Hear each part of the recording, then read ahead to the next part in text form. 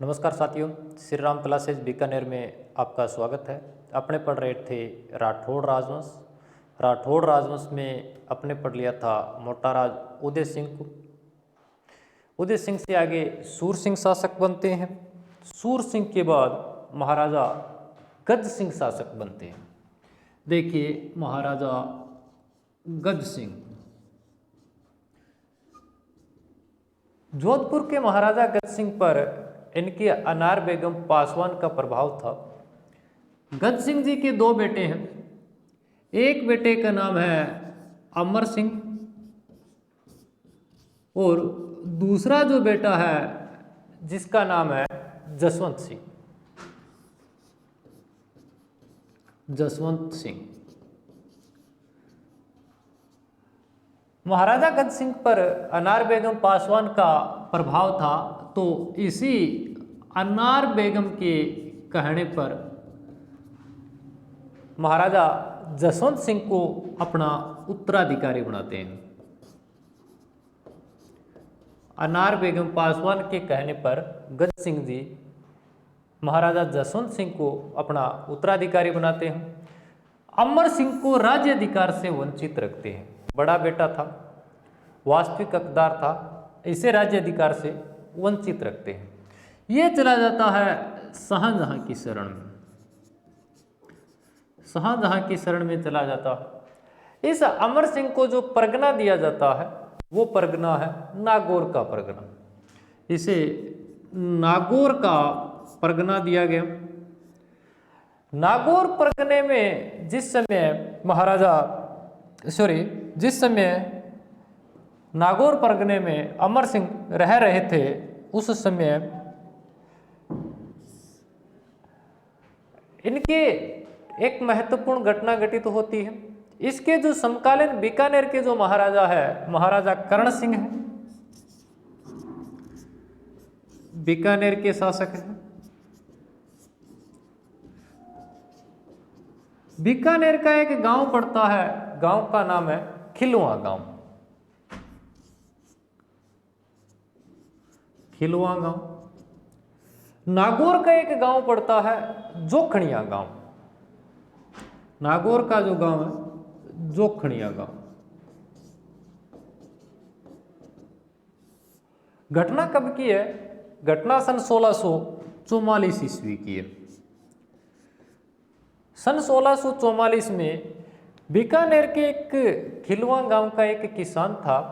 इसने कोई बेल थी, मतीरे की जो बेल थी वो फेल करके जोगणिया गांव नागौर में चली गई।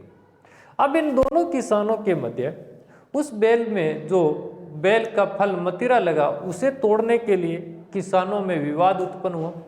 उस समय बीकानेर के महाराजा कर्ण सिंह और अमर सिंह जी दोनों के दोनों शाहजहां के दरबार में थे। दोनों के दोनों अनुपस्थित थे और मामला दोनों राजाओं के सेनापतियों तक पहुंच गए। तो बीकानेर और नागौर के शासकों में मत्तीरेरी राड, युद्ध का नाम है मत्तीरेरी राड, कब हुआ? सन 1644 ईस्वी में हो। कुछ एक स्थानों पर वर्णन मिलता है कि इसमें बीकानेर के महाराजा कर्ण सिंह विजयी रहे। कुछ एक स्थानों पर वर्णन मिलता है कि अमर सिंह जी इस युद्ध में विजयी रहे। परंतु वास्तविकता में शाहजहां ने या मुगल शासक शाहजहां ने मध्यस्थता कर दोनों के मध्य इस विवाद का निपटारा किया था। अगली कहानी और देखें महाराज अमर सिंह के बारे में। अमर सिंह जब नागौर दरबार में थे, शाहजहां के दरबार में, नागौर दरबार में थे अमर सिंह, और नागौर से मुगल दरबार में शाहजहां के दरबार में जब गए, शाहजहां का एक सेनापति था जिसका नाम था सलावत खां।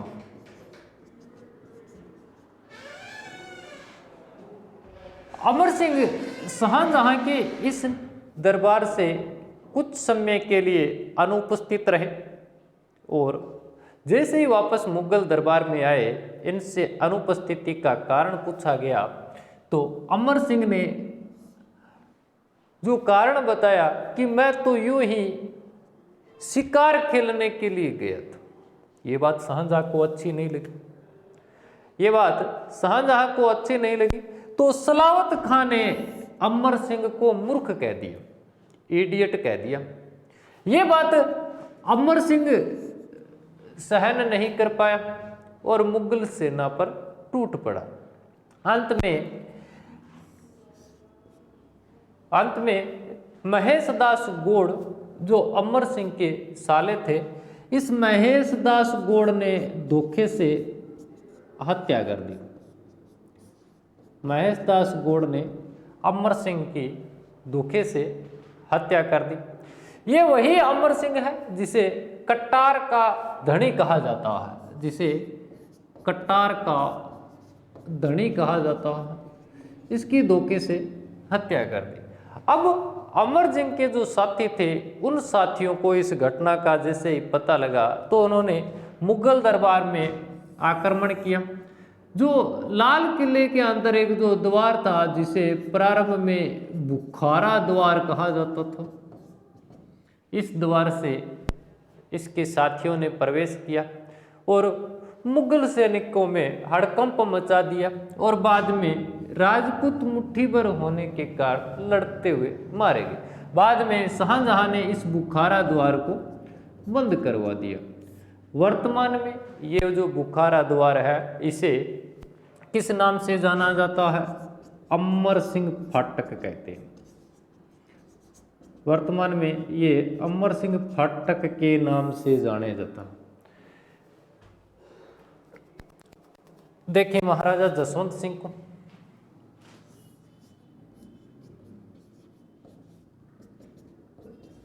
महाराजा जसवंत सिंह, महाराजा जसवंत सिंह के समय की एक उत्तराधिकारी संघर्ष हुआ था शाहजहां के पुत्रों में। शाहजहां के पुत्रों में उत्तराधिकारी युद्ध हुआ था। इसमें एक युद्ध धर्मत का युद्ध है। धर्मत का युद्ध कह दो चाहे तो इसे, चाहे आप इसे उज्जैन का युद्ध कह दो। याद यहाँ रखना है कि उज्जैन नामक स्थान क्षिप्रा नदी के किनारे है। धर्मत का युद्ध या उज्जैन का युद्ध कब हुआ? 1658 ईस्वी में। धर्मत या उज्जैन का युद्ध कब हुआ? 1658 में। किन के मध्य? शाहजहां का जो बेटा था दारा सिक्को है, शाहजहां का बेटा दारा सिक्को है, वीएस औरंगजेब के मध्य, औरंगजेब के मध्य हुआ। कब? 1658 में हुआ। दारा सिक्को है बोल दो या शाही सेना बोल दो,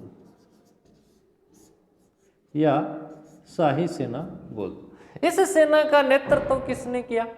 जसवंत सिंह ने किया। इस सेना का नेतृत्व किसने किया? जसवंत सिंह ने किया। इस युद्ध में औरंगजेब की निर्णायक विजय हुई। इस युद्ध में औरंगजेब की निर्णायक विजय हुई और औरंगजेब का लगभग हिंदुस्तान का बादशाह बनना तय हो गया। इस युद्ध में जसवंत सिंह लड़ते हुए घायल हुए। घायल जसवंत सिंह को जोधपुर लाया गया। जोधपुर लाया गया अर्थात मेहरानगढ़ दुर्ग में लाया गया।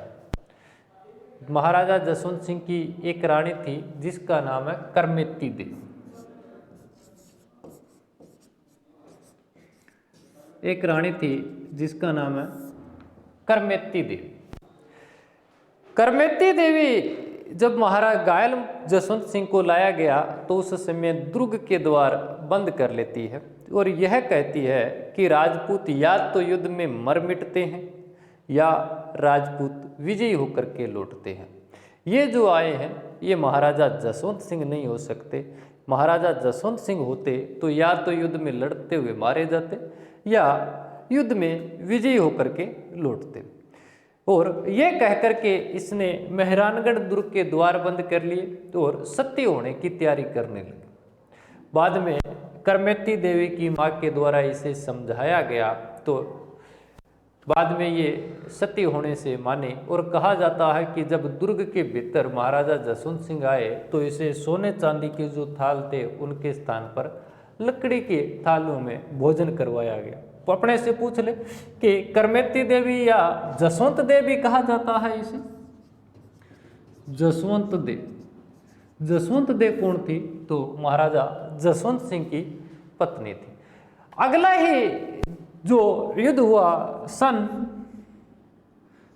1559 में, सन 1659 में, अगला जो युद्ध हुआ सन 1659 में, ये बोला जाता है दोराई का युद्ध।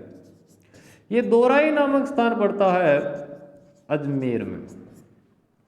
दोराई नामक स्थान अजमेर में पड़ता है। हुआ किनके मध्य? वही दारा शिकोह व औरंगजेब के मध्य। वही दारा शिकोह व औरंगजेब के मध्य। अब महाराजा जो जसवंत सिंह थे, महाराजा जसवंत सिंह को मेवाड़ के महाराणा राज सिंह ने समझा दिया कि औरंगजेब का हिंदुस्तान का बादशाह बनना लगभग तय है, तो आप इस युद्ध में शामिल नहीं हो सकता है औरंगजेब आपको क्षमा कर दे, माफ कर दे। तो औरंगजेब और दारा शिकोह में ये जो दोराई का युद्ध हुआ, इसमें महाराजा जसवंत सिंह तटस्थ रहे, अर्थात किसी की ओर से भी भाग नहीं लिए। इस युद्ध में औरंगजेब विजयी रहा।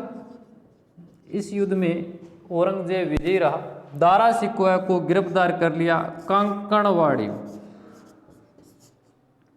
अपने से पूछ ले कि कांकणवाड़ी का किला कहाँ है? कांकणवाड़ी का किला कहाँ है? तो कांकणवाड़ी का किला पड़ता है अलवर में। यहाँ दारा शिकोह को दोराई के युद्ध के बाद में गिरफ्तार करके कांकणवाड़ी किला अलवर में भेज दिया गया। अब औरंगजेब महाराजा जसवंत सिंह से नाराज थे। औरंगजेब महाराजा जसवंत सिंह से नाराज थे, तो महाराजा जसवंत सिंह को पहले तो भेजते हैं शिवाजी का दमन करने के लिए। जहां ये शिवाजी का उचित तरीके से दमन नहीं कर पाते, अतः इन्हें अफगानिस्तान में जमरूद नामक स्थान पर भेज दिया जाता है। अफगानिस्तान में जमरूद नामक स्थान पर भेज दिया जाता है। इसी जमरूद में सन 1678 में महाराजा जसवंत सिंह की मौत हो जाती है। इसी जमरूद में सन 1678 में महाराजा जसवंत सिंह की मौत हो जाती है। जिस समय महाराजा जसवंत सिंह की मौत हुई, उस समय महाराजा जसवंत सिंह के कोई जीवित उत्तराधिकारी नहीं थे। महाराजा जसवंत सिंह की दो रानियां थीं। एक का नाम था जादम, एक का नाम था नरुकी। ये दोनों गर्भवती रानियां थी। जादम और नरुकी दोनों गर्भवती रानियां थी। महाराजा जसवंत सिंह की जब मौत हुई 1678 में, तो जादम और नरुकी दोनों गर्भवती रानियां थी। तो इसी समय सन 1678 में औरंगजेब क्या करता है? जोधपुर को खालसा घोषित कर देता है। जोधपुर को खालसा घोषित कर देता है। उचित उत्तराधिकारी न होने का बहाना कर औरंगजेब क्या करता है? जोधपुर को खालसा घोषित कर देता। आपने कहानी पढ़ी थी अमर सिंह की, अमर सिंह राठौड़ की। अमर सिंह राठौड़ का एक पोता है जिसका नाम है इंद्र सिंह। जोधपुर को खालसा घोषित कर दिया। अमर सिंह राठौड़ का एक पोता है इंद्र सिंह। इंद्र सिंह को जोधपुर देने के बहाने बुलाया कि आपको जोधपुर दिया जाए। ये बात पता चली दुर्गादास राठौड़ को। दुर्गादास राठौड़ जादम और नरुकी, जादम और नरुकी, ये जो गर्भवती रानियां थी, इनको जमरूद से लेकर के रवाना हुए। जमरूद से लेकर के रवाना हुए, लाहौर नामक स्थान पर जादम से दलथम्मन, नरुक्की से अजीत सिंह पैदा हुए। परंतु जोधपुर को औरंगजेब ने खालसा घोषित कर दिया। औरंगजेब ने अजीत सिंह को शासक मानने से इनकार कर दिया। यहाँ दो प्रश्न पूछे जा सकते हैं। पहला प्रश्न ये पूछा जा सकता है, जोधपुर को पहली बार खालसा कब घोषित किया गया? 1570 से लेकर के सन 1583 तक। दूसरी बार जोधपुर को खालसा कब घोषित किया गया? सन 1578 ईस्वी में जोधपुर को खालसा घोषित किया गया। इंद्र सिंह को जोधपुर देने के बहाने बुलाया। उसी समय अजीत सिंह जादम और नरुक्की को लेकर के रवाना हुए। लाहौर नामक स्थान पर जादम से दलथम्मन, नरुक्की से अजीत सिंह पैदा हुए। परंतु औरंगजेब ने अजीत सिंह को शासक मानने से इनकार कर दिया। ध्यान दें, दलथम्मन की वहीं पर मौत हो गई थी। अब यहाँ अपने दो महान विभूतियों का परिचय पढ़ना पड़ेगा, जो प्रमुख ऐतिहासिक व्यक्तित्व है। उसके बाद पढ़ेंगे महाराजा जसवंत सिंह को, अजीत सिंह को। देखो, दुर्गादास, परिचय देखें दुर्गादास का। मारवाड़ का अणबिणिया मोती कहा जाता है। दुर्गादास राठौड़ को क्या कहा जाता है? मारवाड़ का अणबिणिया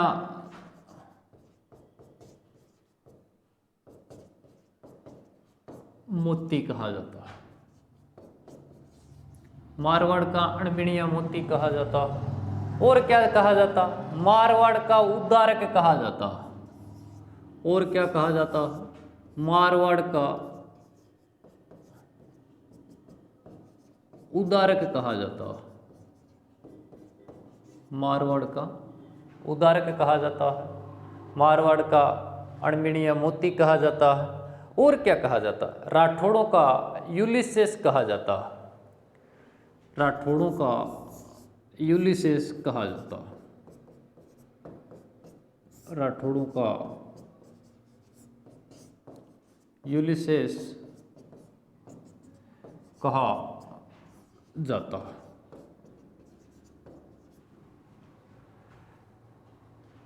आप किसी भी कंपटीशन प्रतियोगिता परीक्षा का फॉर्म भरवाते हो तो उसमें महिला, विधवा, परित्यक्ता, तलाकशुदा आदि नाम सुनते हो।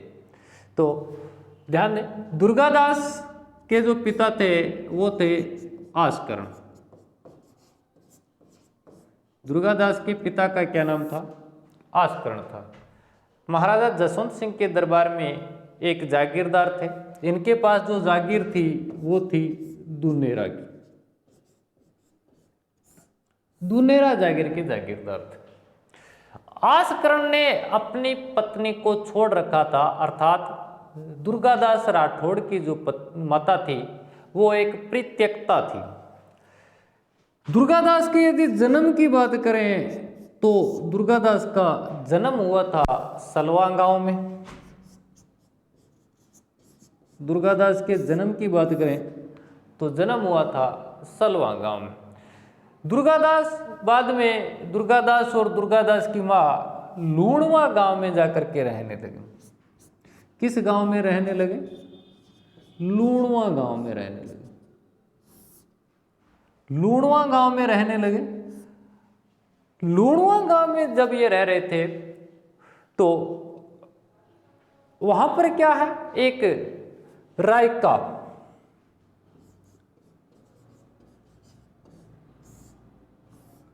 वहां पर एक रायका होता है ऊंटों को चराने वाला व्यक्ति। रायका किसे कहेंगे? ऊंटों को चराने वाला व्यक्ति। जिस प्रकार से गायों को चराने वाला व्यक्ति ग्वाला कहलाता है, ठीक उसी प्रकार से ऊंटों को चराने वाला व्यक्ति रायका कहलाएगा। तो ऊंट पालक जाति कौन सी है? ऊंट पालक जो जाति होगी, पालक जाति है वो रेबारी है। 2-3 तथ्य यहाँ पुनः देख लें कि इफेक्ट है, बता देता हूँ। ऊंट पालक जाति होगी, रेबारी होगी। ऊंटों के देवता किसे कहते हैं? पाबूजी के कहेंगे। ऊंटों के देवता किसे कहते हैं? देवता पाबूजी होंगे। अब इस प्रश्न को थोड़ा सा और देखिए, पाबूजी किनके कुल देवता है? पाबूजी किनके कुल देवता है? भील बोप्पों के। भील बोप्पे इसे अपने कुल देवता मानता है। तो सर रेबारी जाति का आराध्य देवता ये जो रेबारी जाति है ना, रेबारी जाति के आराध्य देवता ये। रेबारी जाति के आराध्य देवता है। पाबूजी किनके कुल देवता है? भील बोप्पो। राजस्थान में ऊंट लाने का श्रेय इसे ही है, पाबूजी को। राजस्थान में ऊंट लाने का श्रेय किसे है? पाबूजी को। रेबारी जाति के आराध्य देवता है, कुल देवता भील बोप्पो होंगे। अब मैं यह जो बताना चाह रहा था वो ये बताना चाह रहा था कि रेबारी जाति के कुल देवता कौन है? मेक मोनसन है। कौन है? मेक मोनसन है। रेबारी जाति के कुल देवता कौन है? मेक मोनसन है। रेबारी जाति के आराध्य देव कौन है? पाबूजी। पाबूजी किनके कुल देवता है? भील बोप्पों के कुल देवता है। पाबूजी किनके कुल देवता है? भील बोप्पों के देव। ऊंटों के देवता किसे कहते हैं? पाबूजी को कहते हैं। ऊंट पालक जाति कौन सी है? रेबारी है। रायका ऊंटों को चराने वाले व्यक्ति को कहते हैं। ठीक है, पाबूजी की फड़ भील बोप्पों के द्वारा बांधी जाती है, वो अपने देखेंगे बाद में। रावण हत्या वाद्य यंत्र के साथ और पाबूजी के पावड़े माठ वाद्य यंत्र के साथ बांधे जाते हैं। अपने को कोई लेना देना नहीं। मैं तो सिर्फ यहाँ एक बात जो रखना चाह रहा था वो ये है, ऊंटों वाले बाबा किसे कहते हैं? फैक्ट का प्रश्न है, ऊंटों वाले बाबा। डॉक्टर टेस्सीतोरी को कहते हैं। किसे कहते हैं? डॉक्टर टेस्सीतोरी को कहते हैं। ऊंटों वाले जो बाबा है, घोड़े वाले बाबा कर्नल जेम्स टोड को कहते हैं। ऊंटों वाले बाबा डॉक्टर टेस्सीतोरी को कहते हैं। क्यों कहते हैं गुरुजी? इसलिए कहते हैं कि टेस्सीतोरी ने बीकानेर रियासत में ऊंटों पर घूम घूम करके क्या किया था? डिंगल भाषा का जो साहित्य था, डिंगल साहित्य को एकीकृत किया था। डिंगल भाषा के साहित्य को एकत्रित किया था, इसलिए इसे ऊंटों वाले बाबा कहते हैं। ये बातें मैं आपको नहीं बताता तो आप शायद ये सोचते कि मैं पाबूजी वाला वो गलत बता रहा हूँ, इसलिए मुझे ये व्यू रचना रचनी पड़ी। ठीक, तो ये लूणवा गांव में रहते थे। लूणवा गांव में महाराजा जसवंत सिंह का एक रायका था जो ऊंट चरा रहा था, और ऊंटों को क्या है, इसके खेत में या सरकारी खेत में क्या है, चराना प्रारंभ कर दिया। तो दुर्गादास ने उससे मना किया। उसने दुर्गादास को भला बुरा कहा, और महाराजा जसवंत सिंह का जो जोधपुर का जो दुर्ग था उसे धोड़ा ढूंढा कहा। ये बात अच्छी नहीं लगी। इसने दुर्गादास ने हत्या कर दी। किसकी? रायका की। रायका की हत्या कर दी। कब रायका की हत्या की तो दुर्गादास राठौड़ को कहाँ पेश किया गया? जोधपुर दरबार में जसवंत सिंह के सामने। जसवंत सिंह के सामने पेश किया गया। अपने वही बेटा जब कोई गलती करता है तो बाप को बुला लेते हैं। बाप को बुलाया गया। जसवंत सिंह ने आसकर्ण को बुलाया। आसकर्ण ने स्पष्ट शब्दों में कह दिया कि साहब, जो पूत कपूत होता है उसे पूत नहीं कहा जाता, अर्थात पुत्र नहीं कहा जाता, और अतः आप इससे चाहे वो सजा दे, मुझे इससे कोई लेना देना नहीं। महाराजा जसवंत सिंह ने दुर्गादास से पूछा तो दुर्गादास ने अत्यंत निर्भीकता के साथ जवाब दिया कि इसने जोधपुर रियासत के बारे में अपशब्दों का इस्तेमाल किया, इसलिए मैंने हत्या कर दी। तो महाराजा जसवंत सिंह ने इसे अपने दरबार में रख लिया था और ये कहा था कि ये बालक भविष्य में मारवाड़ का उद्धारक होगा। इसी दुर्गादास की जो मौत हो जाती है वह उज्जैन में हो जाती है। दुर्गादास की जो मौत होती है वह उज्जैन में होती है। इसकी छतरी जो बनी हुई है ये क्षिप्रा नदी के किनारे है। हाल ही में रीट भर्ती प्रतियोगिता परीक्षा 2021 में पूछा था कि दुर्गादास राठौड़ की छतरी कहाँ बनी हुई है, तो ध्यान दें दुर्गादास राठौड़ की छतरी उज्जैन में है, क्षिप्रा नदी के किनारे है। यह भी ध्यान रखना उज्जैन क्षिप्रा नदी के किनारे बसा हुआ। चलिए एक और महान विभूति को देखते हैं। आपने अक्सर नाम सुना होगा पन्नाधाय का, कि पन्नाधाय ने अपने पुत्र चंदन का बलिदान दे करके उदय सिंह की रक्षा की थी। ठीक उसी प्रकार से मारवाड़ की पन्नाधाय किसे कहा जाता है, तो मारवाड़ में एक महिला थी गोराधाय।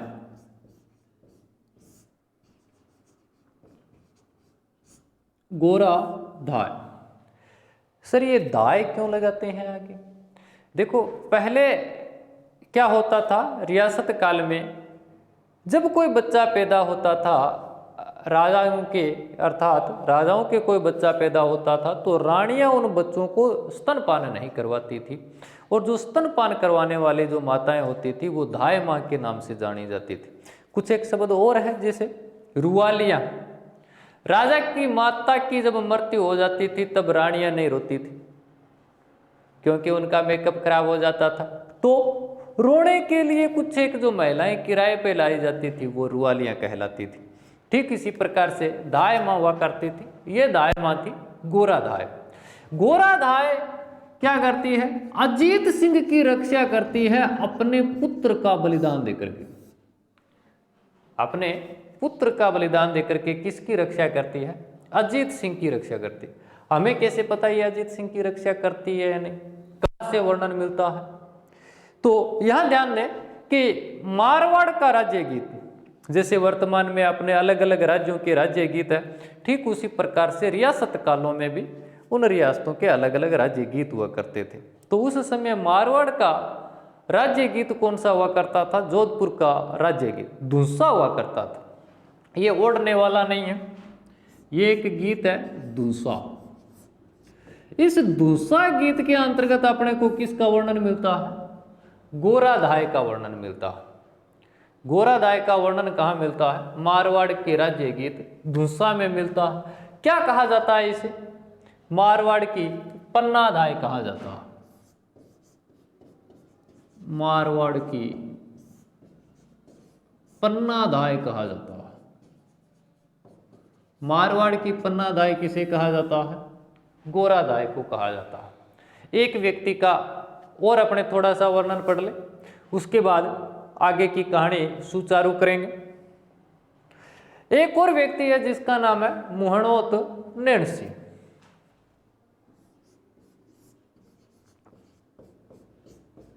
मुहणोत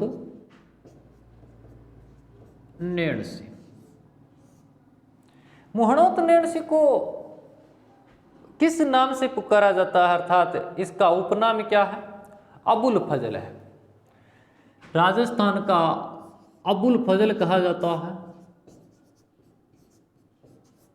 अबुल फजल। अब कुछ एक विद्यार्थी ऐसे होंगे जिन्हें अबुल फजल के बारे में भी पता नहीं होगा कि सर अबुल फजल क्या था, ये उपाधि क्यों दी जाती है। अबुल फजल अकबर के दरबारी विद्वान थे जिन्होंने आयना अकबरी लिखा था। ये राजस्थान के नागौर जिले में जन्मे थे। अबुल फजल राजस्थान के नागौर जिले में जन्मे थे। मैं थोड़ा सा परिचय करवा दूं तो शायद ज़्यादा नहीं हो जाए। संत हमीदुद्दीन नागौरी के बेटे थे, ख्वाजा मोइनुद्दीन चिश्ती के पोते थे। ख्वाजा मोइनुद्दीन चिश्ती के पड़पोते थे, ख्वाजा मोइनुद्दीन चिश्ती के पड़पोते थे, संत हमीदुद्दीन नागौरी के पोते थे। जन्म इनका राजस्थान के नागौर जिले में हुआ था। अकबर के दरबार में रहते थे। आयने अकबरी लिखी थी, वो थे अबुल फजल। अबुल फजल कौन थे? ख्वाजा मोइनुद्दीन चिश्ती के पड़पोते थे, संत हमीदुद्दीन नागौरी के पोते थे। जन्म राजस्थान के नागौर जिले में हुए थे। दरबार में अकबर के रहते थे। पुस्तक आयने अकबरी लिखी थी। ठीक है। उस विद्वान से तुलना की जाती है मोहनोत नैणसी की, कि मोहनोत नैणसी भी इतने बड़े विद्वान थे। उस विद्वान से किसकी तुलना की जाती है? मोहनोत नैणसी की तुलना की जाती है कि मोहनोत नैणसी इतने बड़े विद्वान थे। मोहनोत नैणसी का जन्म ही देखिए राजस्थान के नागौर जिले में हुआ। राजस्थान के नागौर जिले में हुआ। अब यहां एक बात नोट रखना कि राजस्थान में प्रतिभाशाली लोगों की नगरी सुजानगढ़ को कहते हैं। सबसे ज्यादा जो प्रतिभाशाली लोग पैदा हुए हैं वो सुजानगढ़ में हुआ। मोहनोत नैणसी का जन्म कहाँ हुआ है? राजस्थान के नागौर जिले में हुआ। देखिए इस नागौर जिले में इसका जन्म हुआ था। और क्या कहा जाता है मोहनोत नैणसी को? राजस्थान में जनगणना का अग्रज कहा जाता है। राजस्थान में जनगणना का अग्रज कहा जाता है। क्यों? राजस्थान में सबसे पहले जो जनगणना करवाने का जो श्रेय जाता है वो मोहनोत नैणसी को जाता है। राजस्थान में सबसे पहले जनगणना करने का श्रेय किसे जाता है? मोहनोत नैणसी को जाता है। मोहनोत नैणसी ने ग्रंथ कौन कौन से लिखे? एक तो लिखा मारवाड़, मारवाड़ रे परगनारी विगत। और कौन सा ग्रंथ लिखा? मोहनोत नैणसी ने नैणसी ख्यात। और कौन सा ग्रंथ लिखा? नैणसी ख्यात ग्रंथ लिखा। दो ग्रंथ लिखे। एक तो लिखा मारवाड़ रे परगनारी विगत, एक जो ग्रंथ लिखा वो नैणसी ख्यात लिखा। ये जो मारवाड़ रे परगनारी जो विगत ग्रंथ है इसे क्या कहा जाता है? राजस्थान का गजेटियर ग्रंथ कहा जाता है। राजस्थान का गजेटियर ग्रंथ किसे कहा जाता है? मारवाड़ रे परगनारी विगत को कहा जाता है। नैणसी ख्यात इसके द्वारा लिखा गया दूसरा ग्रंथ है। बाद में कहा जाता है कि मोहनोत नैणसी पर महाराजा जसवंत सिंह ने गबन का आरोप लगाया तो इन्होंने आत्महत्या कर ली थी। ये तीन महान व्यक्तियों को अपने राठौड़ राजवंश के अंतर्गत याद रखना है। आगे चले। पढ़ना किसे था? महाराजा अजीत सिंह को पढ़ना था।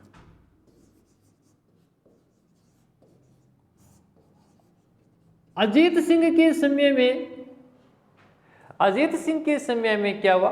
अजीत सिंह को राज्याधिकार से वंचित कर औरंगजेब अमर सिंह का एक पोता है इंद्र सिंह। अमर सिंह वही है जो सन 1644 में मतिरे की राड़ करता है। उसका एक पोता है इंद्र सिंह को जोधपुर देने के बहाने बुलाता है और उसको जोधपुर को खालसा घोषित कर देता है। तब दुर्गादास राठौड़ अजीत सिंह को लेकर के एक लंबा संघर्ष करता है।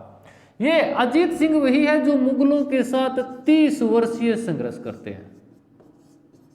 30 वर्षीय संघर्ष करते हैं। मुगलों के साथ 30 वर्षीय संघर्ष किसने किया? अजीत सिंह ने किया। मुगलों के साथ 30 वर्षीय संघर्ष किया और सन 1707 में औरंगजेब की जैसे ही मौत हुई, औरंगजेब की मौत के बाद जोधपुर पर अधिकार कर लिया। औरंगजेब की मौत के बाद जोधपुर पर अधिकार कर लिया।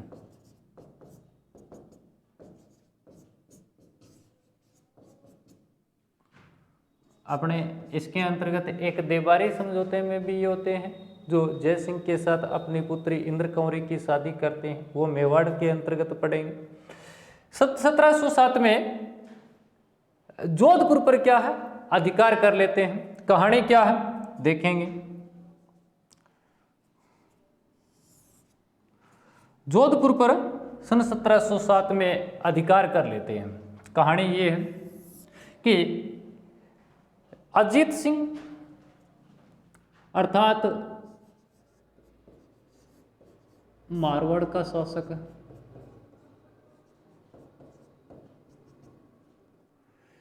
जय सिंह आमेर के शासक हैं,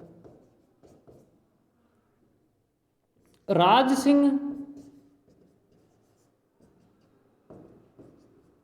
मेवाड़ के शासक हैं।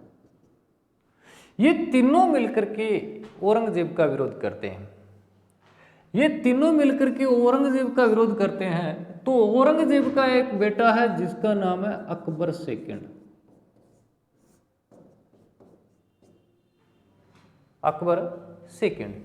अकबर सेकंड को भेजा जाता है इनका दमन करने के लिए। इनका दमन करने के लिए भेजा जाता है। अकबर सेकंड इनका जब दमन करने के लिए मेवाड़ आता है, मेवाड़, उस समय मेवाड़ के जो शासक है राज सिंह, इसे अपनी ओर मिला लेते हैं। राज सिंह इसे जब अपनी ओर मिला लेते हैं तो अकबर सेकंड इनके बहकावे में आकर कर 1 जनवरी सन 1681 ईस्वी में औरंगजेब का विद्रोह कर देता है। इस बात का पता औरंगजेब को चलता है तो औरंगजेब स्वयं सेना लेकर के अकबर सेकंड का दमन करने के लिए आता। अब चारों की संयुक्त सेना है औरंगजेब का विरोध करने के लिए। औरंगजेब एक कूटनीतिक चाल चलता। अजीत सिंह, जय सिंह और राज सिंह के जो सैन्य डेरे थे उनके पास एक जाली पत्थर लिखवाता है। उसमें लिखवाता है कि वाह बेटा अकबर, बेटा हो तो तेरे जैसा, जो तू मेरे तीनों ही दुश्मनों को एक ही साथ एक ही युद्ध मैदान में ले आया। अब राज सिंह, अजीत सिंह औरंगजेब के विरुद्ध ये जो पत्थर देखते हैं तो राज सिंह, अजीत सिंह और जय सिंह इनमें अविश्वास उत्पन्न होता है। ये अपने अपने राज्य क्षेत्र में वापस चले जाते हैं। अब अकबर सेकंड अकेला रह जाता। ये जब आता है और आमेर के शासक सवाई जय सिंह से पूछता है कि मैंने सुना है कि राजपूत कभी दगा नहीं करते, तो आपने हमारे साथ ये दगा क्यों किया? जय सिंह ने कहा कि वाह बेटा बहुत होशियार है, तो हमें मरवाना चाहता। परंतु जब तक इनको पूरी कहानी का पता चला तब तक काफी देर हो चुकी थी। अकबर सेकंड फारस चला जाता। अकबर सेकंड फारस चला जाता है और इस निरंतर संघर्ष के बाद अजीत सिंह औरंगजेब की मौत के बाद सन 1707 में मारवाड़ का शासक बनता। अजीत सिंह के 2 बेटे हैं। अजीत सिंह के 2 बेटे जो अपने विशेष रूप से याद रखने हैं। एक तो है बख्त सिंह, एक बेटा है बख्त सिंह। कहा जाता है कि अजीत सिंह के अपने पुत्र वधू के साथ अवैध संबंध थे, इसलिए बख्त सिंह ने अजीत सिंह की हत्या कर दी। बख्त सिंह को राठौड़ों का बख्त सिंह, इसे राठौड़ों का सेकंड पितृहंता कहा जाता। अजीत सिंह के अपनी पुत्र वधू के साथ अवैध संबंध होने के कारण ये बख्त सिंह उसकी हत्या कर देता। अगला जो शासक बनता है वह महाराजा अभय सिंह।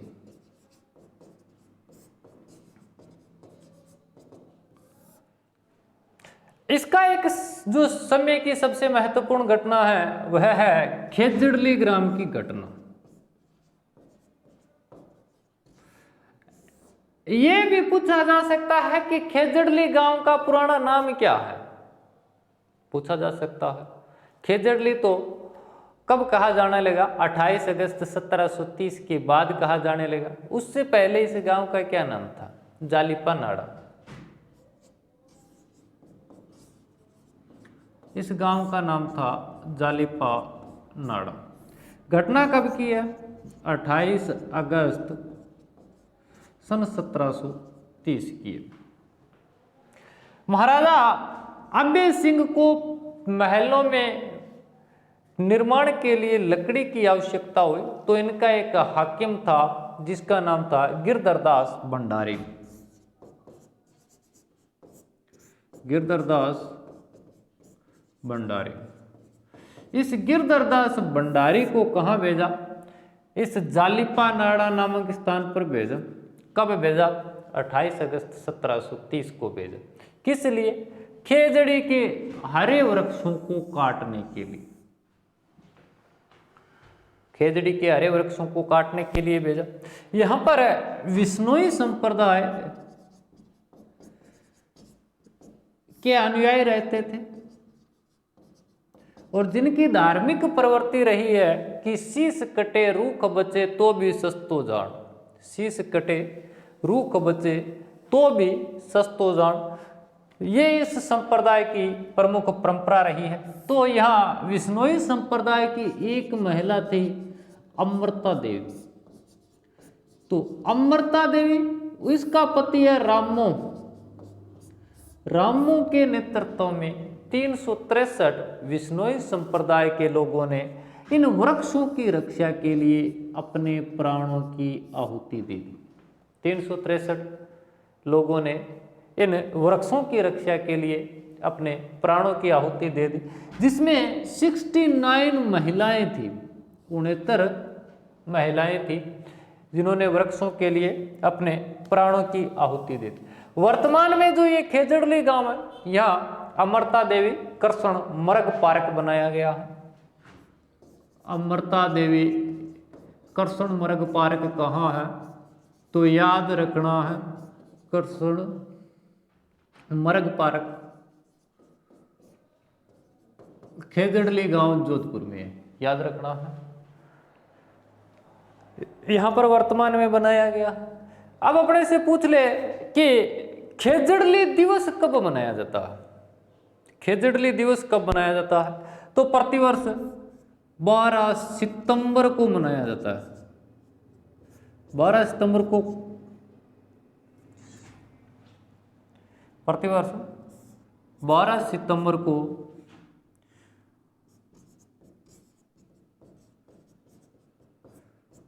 खेजड़ली दिवस मनाया जाता है।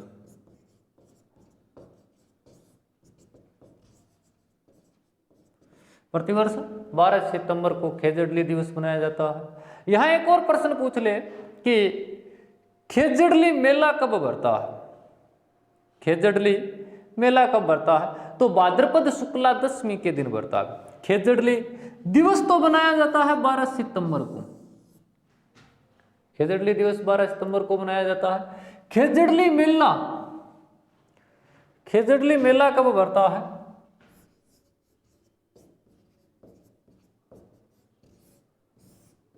खेजड़ली मेला जो भरता है, ये भरता है भाद्रपद शुक्ला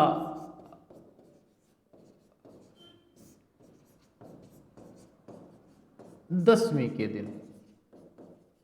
भाद्रपद शुक्ला दशमी के दिन खेजड़ली मेला भरता है। विश्व का एकमात्र ऐसा वृक्ष मेला है, विश्व में कहीं भी वृक्ष मेला नहीं भरता। ये विश्व का एकमात्र वृक्ष मेला है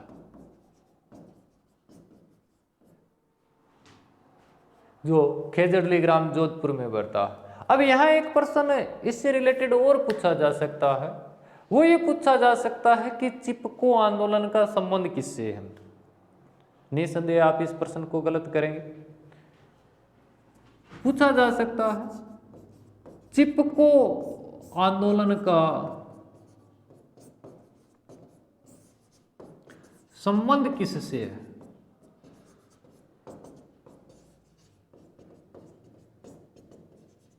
इस प्रश्न को आप बिल्कुल गलत करोगे। आप कहोगे कि खेजड़ली से संबंधित है, खेजड़ली की घटना जोधपुर से संबंधित है। बिल्कुल नहीं है। चिपको आंदोलन का जो संबंध रहा है, ये चिपको आंदोलन का संबंध टिहरी बांध परियोजना से रहा। किससे रहा? टिहरी बांध परियोजना से।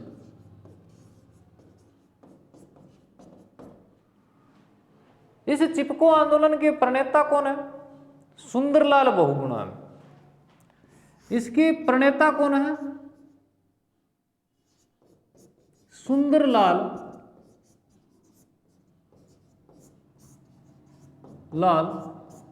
बहुगुणा। वृक्षों के लिए पहला आंदोलन इसी व्यक्ति ने किया था, सुंदरलाल बहुगुणा ने। टिहरी बांध किस नदी पर है? टिहरी बांध किस नदी पर है? देखो, यहां दो चीजें अपने को याद रखनी पड़ेगी। हिंदी के पर्यायवाची शब्द नहीं पढ़ने हैं यहाँ कि गंगा का पर्यायवाची भागीरथी है तो एक ही नदी होगी, ऐसा नहीं पढ़ना। भागीरथी, ये भागीरथी उद्गम जो स्थान है, उद्गम स्थल से जब निकलती है गंगा नदी, अपने उद्गम स्थल से जब निकलती है, गंगोत्री नामक हिमनद से जब निकलती है, तब ये भागीरथी के नाम से जानी जाती है। किस नाम से जानी जाती है? भागीरथी के नाम से जानी जाती है। वह नदी जो गंगोत्री नामक हिमनद से निकलती है, वो मूल नाम उसका भागीरथी नदी है। ये गंगा बढ़ती कब है? जब इसमें एक नदी आकर के गिरती है देवप्रयाग के पास, अलकनंदा। अब ये गंगा बनती है, देवप्रयाग के बाद ये गंगा कहलाती है। तो अपने को याद क्या रखना है? पूछ ले कि टिहरी बांध किस नदी पर है, तो भागीरथी नदी पे है, गंगा नदी ऑप्शन दिया हो, और यदि अपने करेंगे तो गलत होगा। तो टिहरी बांध किस नदी पर है? भागीरथी नदी पर है। इस भागीरथी नदी पर एक बांध बनाया जा रहा था, टिहरी बांध। इसका विरोध किया था किसने? सुंदरलाल बहुगुणा ने। कौन सा आंदोलन किया था? चिपको आंदोलन, जो वृक्षों के लिए होने वाला एकमात्र आंदोलन है। ये आंदोलन किस घटना से प्रेरित था? ऐसी कौन सी घटना हुई जिससे प्रेरित होकर के सुंदरलाल बहुगुणा ने वृक्षों को बचाने का ऐसा आंदोलन किया? तो ये जो आंदोलन प्रेरित था खेजड़ली ग्राम की घटना से। खेजड़ली ग्राम की घटना से प्रेरित। आज महाराजा अभय सिंह के बारे में पढ़ा। आगे का जो अपना स्टेप रहेगा वो अनवरत चलेंगे। धन्यवाद।